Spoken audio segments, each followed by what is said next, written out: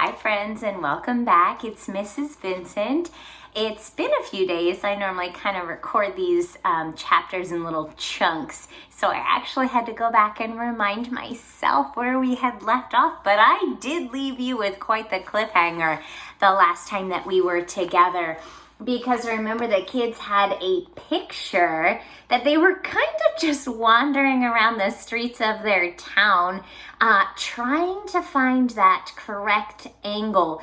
Remember, they're trying to figure out, who does this sweet little bunny belong to? And they were just wandering to get the right angle. And I think they have found it when we last left off together.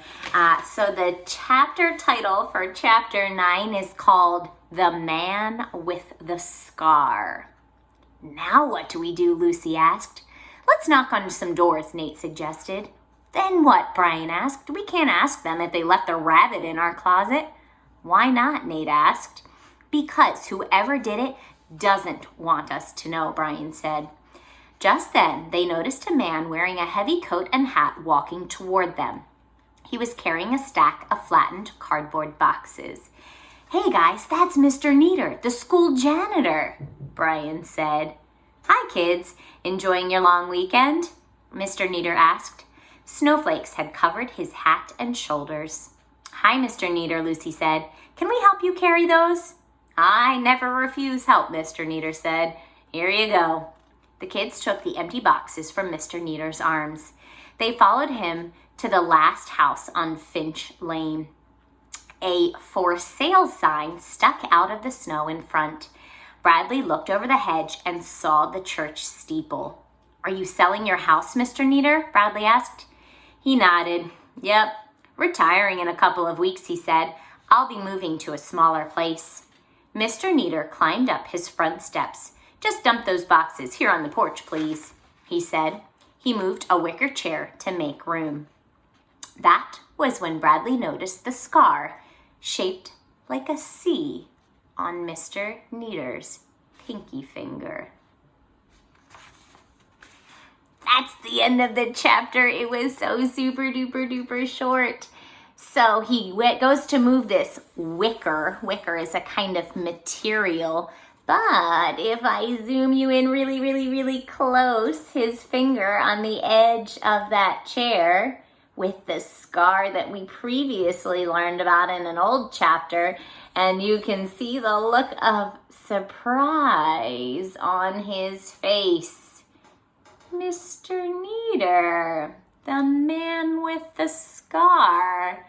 A super short chapter. We learn that Mr. Neater is a janitor at the school. He's responsible for keeping the school clean. He's moving because he's retiring. Eli likes to joke that he retires in the summer. When you retire, it means you stop working. Normally you use the word retirement when you're a bit older and you're done working for good, not just for the summer, but Eli's a little bit silly sometimes. But we learned that Mr. Neater is retiring, and that's the reason he's got all those boxes, because he's actually selling his home and moving to a smaller place. So it's a super short chapter, but a lot of information in it. So we're going to move forward to chapter 10, Mystery Man. Bradley tried not to stare at the finger. He thought about the picture in his pocket. Did the scar on Mr. Neater's finger match the one in the photo? Bradley decided that they did match. We found Douglas, Bradley said. Mr. Neater looked at Bradley. Then he sighed and sat in a chair. And how is my furry friend? He asked. We think he's sick, Lucy said. We even took him to the vet, Brian added. Dr. Henry told us Douglas needs you, Mr. Neater, Bradley said. You're the mystery man, Nate said. You left him in our classroom closet. You covered the cage with a towel that had a Z on it. Not a Z, son, Mr. Neater said. You must have turned it sideways. It's an N for Neater. How did you find me? Bradley showed him the 3 pictures. We found clues in these, he said. Ah, yes, Mr. Neater said. He misses you, Brian said. He won't eat and we're afraid he'll die. Douglas is at your house? Mr. Nieder asked. We brought him home for the long weekend, Bradley said, but he won't eat or drink or play. He just sits there looking sad. Oh dear, I hadn't counted on that, Mr. Nieder said. Show me where you live. The kids led Mr. Nieder back up Bridge Lane and across Main Street. They cut around the elementary school to Eagle Lane. From there, they could see Bradley and Brian's house on Farm Lane. The 4 kids burst through the kitchen door. The twins' mother was sitting at the table. She had Douglas in her lap, trying to feed him water from a baby bottle. Mom, this is Mr. Nieder, Bradley said. He works at the school, and he's Douglas's owner, Brian cut in. We found him. Thank goodness, the twins' mom said. I've been trying to get Douglas to eat or drink, but he refuses. May I? Mr. Nieder got down on his knees. He took Douglas from Mrs. Pinto. He held the rabbit and whispered into his ears. Suddenly, Douglas opened his eyes. His ears shot straight up. He began rubbing his nose against Mr. Nieder's coat. He recognizes you, Lucy said. Mr. Nieder smiled. Of course he does, the man said. I've had Douglas for 9 years, since he was no bigger than a hamster. Bradley's mother handed Mr. Nieder the baby bottle. He touched Douglas's nose with the nipple, and the rabbit began to suck water into his mouth. Awesome, Nate cried. After Douglas was finished drinking, everyone moved to the living room. The kids sat on the floor with Douglas.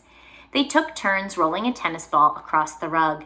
Douglas hopped after the ball. Each time he caught up with the ball, he batted it with one of his feet.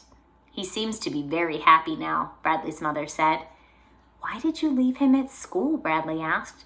Why not just take him with you when you move? When I retire, I'll be living at the elderly house on Main Street, Mr. Nieder said. They don't allow pets, so I had to find him a new home. I saw what good care your class takes of your hamster and turtle, so I brought Douglas there. Mr. Voray said our class might be able to keep him, Brian said, but Douglas needs you. Mr. Nieder looked sad. It seems that Douglas and I have a problem, he said. I can't take him, and I can't leave him.